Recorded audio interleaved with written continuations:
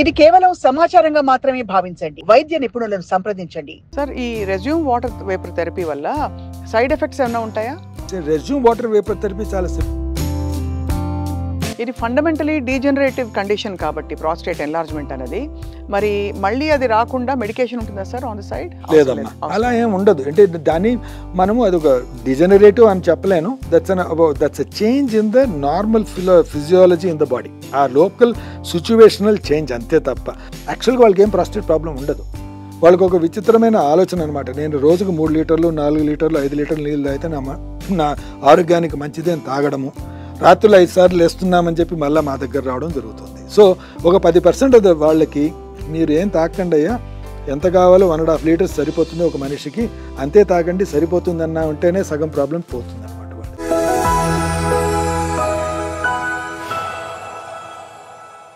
Water therapy చేసిన తర్వాత sir ఎన్ని గంటలకు కానీ ఎన్ని రోజులకు కానీ ఆ డిఫరెన్స్ వాళ్ళు ఫీల్ అవుతారు?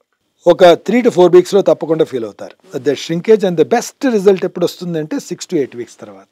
ఎప్పటికీ ఈ ప్రాస్టేట్ బాగా ష్రింక్ అవడం అనేది జరుగుతుంది అనమాట. అప్పుడు వాళ్ళకి ఆ అబ్స్ట్రక్షన్ అనేది రిలీవ్ అయ్యి యూరిన్ ఫ్రీగా రావడం అనేది జరుగుతూ ఉంటుంది. సో యూజువలీ 4 to 8 వీక్స్ మధ్యలో they will feel the best, ఆ టైంలో మంచి రిజల్ట్ రావడం అనేది జరుగుతుంది. And it will persist.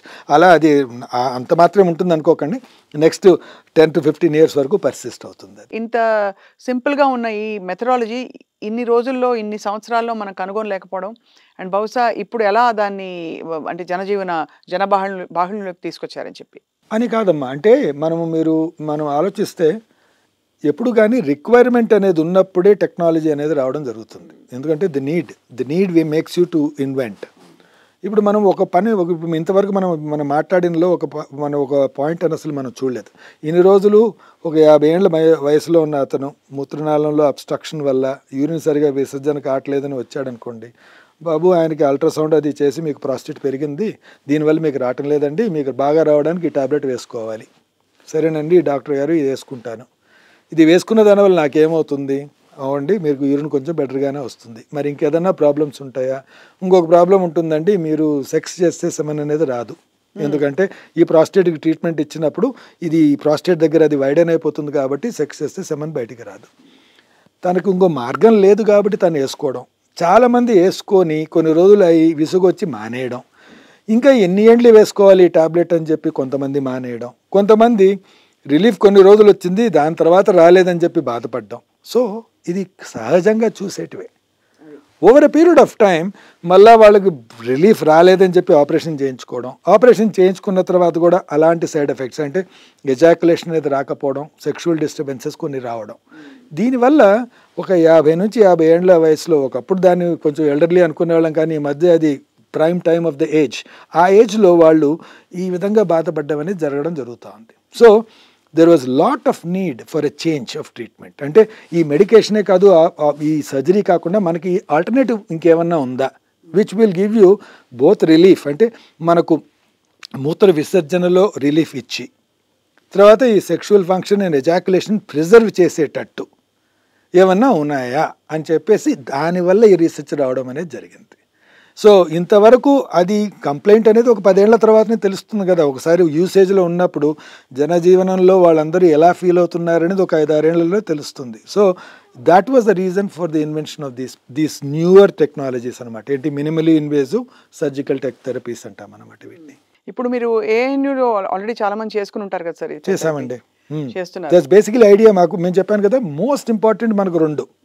ఒకటి యంగ్ మ్యాన్, చాలా యుక్త వయసులో ఉన్నవాళ్ళు 50s 60sలో, they want to preserve sexual function కానీ ఎజాకులేషన్ ప్రిజర్వ్ చేద్దాం అనుకున్న వాళ్ళలో, వాళ్ళకి సైడ్ ఎఫెక్ట్స్ వద్దు, నాకు ఇన్ని రోజులు నేను మందులు వాడలేను అనుకున్న వాళ్ళలో. ఇంకొక గ్రూప్ వస్తుందండి, ఇది 70 ఏళ్ల వయసు ఉంటుంది, కొన్ని రోజులుగా ప్రాస్టేట్కి మందులు వాడుతూనే ఉంటారు, సడన్గా మూత్రం ఆగిపోతుంది, కానీ కొన్ని కారణాల వల్ల వాళ్ళు ఫిట్ కాదు ఆపరేషన్ చేయించుకునేదానికి. స్టెంట్స్ ఉండొచ్చు, ఈ మధ్యనే కార్డియాక్ డిసీజ్ వచ్చి ఉండొచ్చు, ఈ మధ్యనే హార్ట్ అటాక్ వచ్చి ఉండొచ్చు, మందులు వాళ్ళు బ్లడ్ థిన్నర్స్ మీద ఉంటారు, వాళ్ళు ఎక్కువ రోజులు ఆ బ్లడ్ థిన్నర్స్ ఆపలేరు, ఆపరేషన్ చేయాలి అంటే బ్లడ్ థిన్నర్స్ ఆపేయాల్సి వస్తుంది. అటువంటి వాళ్ళలో చాలామంది, ఐ స్టిల్ రిమెంబర్, చాలామంది ట్యూబ్ పెట్టుకొని ఒక 6 నెలలు 7 నెలలు మందులు ఆ బ్లడ్ థిన్నర్స్ అనేది మానేయచ్చు అనుకునేంత వరకు వచ్చి అప్పుడు ఆపరేషన్ చేయించుకొని మూత్ర విసర్జన చేసేవాళ్ళు. అంతవరకు ట్యూబ్ అండ్ బ్యాగ్ పెట్టుకొనే జీవించేవాళ్ళు. సో అటువంటి సెక్ట్ ఆఫ్ పీపుల్లో where they are very high risk for surgery, ఎవరైతే వెరీ హై రిస్క్ ఉంటారో సర్జరీకి, వాళ్ళలో this can be done very simply. మూడే మూడు రోజులు మీరు ఆ బ్లడ్ థిన్నర్స్ మానేసి రెజ్యూమ్ ట్రీట్మెంట్స్ చేసేసిన తర్వాత మరుసటి రోజు నుంచే బ్లడ్ థిన్నర్స్ ఇవ్వడం మొదలెట్టండి. So the risk involved, anaesthesia ఉండదు, లోకల్ అనస్థీసియాలో అయిపోతుంది, మూడు రోజులు బ్లడ్ థిన్నర్ మానేయచ్చు, మళ్ళీ రీస్టార్ట్ చేసుకోవచ్చు. So you will get a relief with in 1 month. So ఇటువంటి సెక్ట్ ఆఫ్ పీపుల్లో ఇది చాలా ఉపయోగపడుతుంది. ఇన్ని రోజులు వాళ్ళు రిస్క్ ఫర్ సర్జరీ అని చేసుకునే వాళ్ళు కూడా చేసుకునే అవకాశం ఉంటుంది. అసలు ఈ సర్జికల్ ఆప్షన్ సార్ ఎలా, ఇప్పుడు resume water therapy of course is a very very effective, safe and minimally invasive మీరు చెప్పారు. కానీ సర్జికల్ ఆప్షన్ ఇది కూడా పనిచేయకుండా అయినా సర్జరీ చేయాల్సి వచ్చే పరిస్థితులు కూడా ఉంటాయా? కొంతమందిలో ఉంటాయండి. ఇప్పుడు రెజ్యూమ్ అనేది ప్రతి ఒక్కరికి పనికిరాదమ్మా. ఇప్పుడు సపోజ్ 20 గ్రాముల ప్రాస్టేట్ ఉందనుకోండి, వాళ్ళకి అబ్స్ట్రక్షన్ ఉండొచ్చు, కానీ దానికి రెజ్యూమ్ పనికిరాదు, దానికి వేరే రకమైన ట్రీట్మెంట్స్ ఉంటాయి. అదే ఒక 150 గ్రాముల ప్రాస్టేట్ ఉందనుకోండి, వాళ్ళకి రెజ్యూమ్ పనికిరాదు. So Rezum covers 60 to 70% of routine prostates. అంతేగాని అందరికీ ఒకటే ట్రీట్మెంట్ పనికి వస్తుంది అనుకోని కూడా అనుకోకూడదు. సో మనం ఏంటంటే సెలెక్ట్ చేసుకోవాలి, ఎవరు ఈ పేషెంటు, ఎలాంటి పేషెంటు, ఎలాంటి గ్లాండు, ఈ 3 చూసుకున్న తర్వాత వాళ్ళకి ఇది పనికి వస్తుందా లేదా అనేది మనం చూసుకున్న తర్వాతనే దాన్ని ఇన్స్టిట్యూట్ చేయడం అనేది మంచిది. జస్ట్ ఒక technical understanding sir, prostate shrink అయినప్పుడు బయటికి వెళ్ళిపోయేది ఏమిటి? ఏం వెళ్ళదమ్మా, ఇట్స్ లైక్ డిహైడ్రేటింగ్ ద ప్రాస్టేట్. ఇప్పుడు సపోజ్ మీరు, నేను సింపుల్గా చెప్పాను కదా, ఎండగట్టడం అంటాం చూసావా, అదే ఫ్లెషీ పీస్ ఉంటుంది, అది కాస్త ఎండగట్టంగానే పల్చగా అయిపోతుంది చూసారా, అలా అనమాట. అంటే బికాజ్ ఇప్పుడు క్రయోలైపోలిసిస్ లేకపోతే లైపోసెక్షన్ అంటే ఫ్యాట్ వెళ్ళిపోతుంది అంటాం, ప్రాస్టేట్ లో నీరు వెళ్ళిపోతుందా? అవును, అంటే అది స్ట్రింగ్ డెసికేట్ అవుతుంది. ఆ కండెన్సేషన్ హీట్ లాగా అది ఆ వేపర్ అనేది కండెన్స్ అయ్యేసరికి ఏమవుతుందంటే హీట్ జనరేట్ అయ్యి దాంట్లో ఉన్నది డెసికేట్ అవ్వడం అనేది జరుగుతుంది అన్నమాట. That happens over a period of time. అది ఒక 2 to 3 weeks పడుతుంది. ఇనిషియల్గా కొంచెం వాపు వస్తుంది. ఆ ప్రాస్టేట్ అనేది మనం ట్రీట్మెంట్ చేయంగానే ఇంత ఉన్న ప్రాస్టేట్ కొంచెం పెద్దగా కనపడుతుంది. ఆ వారం రోజులు క్యాథెటర్ ఉంటుంది, దాని తర్వాత తీసేయడం జరుగుతుంది. As the time passes by అది డెసికేట్, అది చిన్నదయ్యేసరికి ద ఫ్లో ఇంప్రూవ్స్. ఇది ఫండమెంటలీ డీజనరేటివ్ కండిషన్ కాబట్టి ప్రాస్టేట్ ఎన్లార్జ్మెంట్ అనేది, మరి మళ్ళీ అది రాకుండా మెడికేషన్ ఉంటుందా సార్ ఆన్ ద సైడ్? లేదమ్మా, అలా ఏం ఉండదు. అంటే దాన్ని మనము అది ఒక డిజనరేటివ్ అని చెప్పలేను. That's a change in the normal physiology in the body, ఆ లోకల్ సిచ్యువేషనల్ చేంజ్, అంతే తప్ప అది ఎందుకు కొంతమందిలో అవుతుంది, ఎందుకు కొంతమందిలో కాదు, ఎందుకు కొంతమందికి పెరిగినా కష్టం ఉండదు, ఎందుకు కొంతమందికి కొంచెం పెరిగినా చాలా కష్టం ఉంటుంది, ఇది ఎవరు ఆన్సర్ చేయలేని క్వశ్చన్. సో వచ్చిన వాళ్ళకి మనం ట్రీట్మెంట్ ఏం చేయాలి అని అనుకుంటాం, రాని వాళ్ళు 80% ఆఫ్ ద పాపులేషన్ రారు మా దగ్గరికి, వాళ్ళకి కష్టం ఉండదు, వాళ్ళు రావాల్సిన అవసరం రాదు.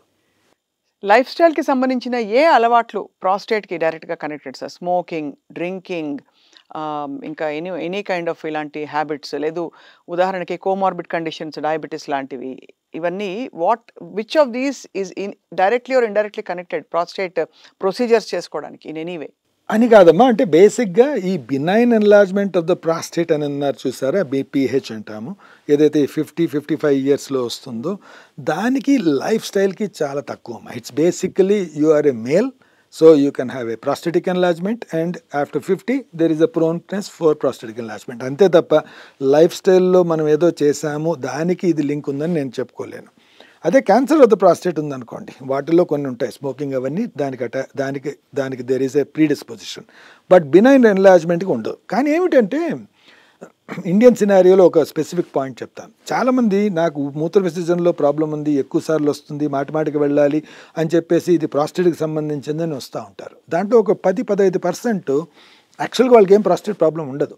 వాళ్ళకి ఒక విచిత్రమైన ఆలోచన అనమాట, నేను రోజుకు 3 లీటర్లు 4 లీటర్లు 5 లీటర్లు నీళ్ళు అయితే నా ఆరోగ్యానికి మంచిది అని తాగడము, రాత్రులు 5 సార్లు వేస్తున్నామని చెప్పి మళ్ళీ మా దగ్గర రావడం జరుగుతుంది. సో ఒక 10% వాళ్ళకి మీరు ఏం తాకండి అయ్యా, ఎంత కావాలో 1.5 liters సరిపోతుంది ఒక మనిషికి, అంతే తాగండి సరిపోతుందన్నా ఉంటేనే సగం ప్రాబ్లం పోతుందన్నమాట వాళ్ళకి. So what is said as urinary symptoms, ప్రతి ఒక్కరూ 50 ఏళ్ళు దాటిన తర్వాత ప్రతి వచ్చిన యూరినరీ కంప్లైంట్ అంతా ప్రాస్టేట్ వల్లనే అని ట్రీట్మెంట్ చేసుకోవడం, లేక ఎన్లార్జ్మెంట్ ప్రాస్టేట్ మనకు అల్ట్రాసౌండ్లో కనపడింది దానికి ట్రీట్మెంట్ తీసుకోవడం మానేయాలి. అది నెసెసిటీ కాదు. ఎన్లార్జ్మెంట్ ఆఫ్ ద ప్రాస్టేట్ ప్రతి మనిషిలో కనపడవచ్చు, వాటికి ట్రీట్మెంట్ అవసరం లేదు. ఎన్లార్జ్మెంట్ వల్ల మనకు మూత్ర విసర్జనలో కష్టం ఉన్నప్పుడే దానికి ట్రీట్మెంట్ తీసుకోవాలి, లేకపోతే ట్రీట్మెంట్ అవసరం రాదు.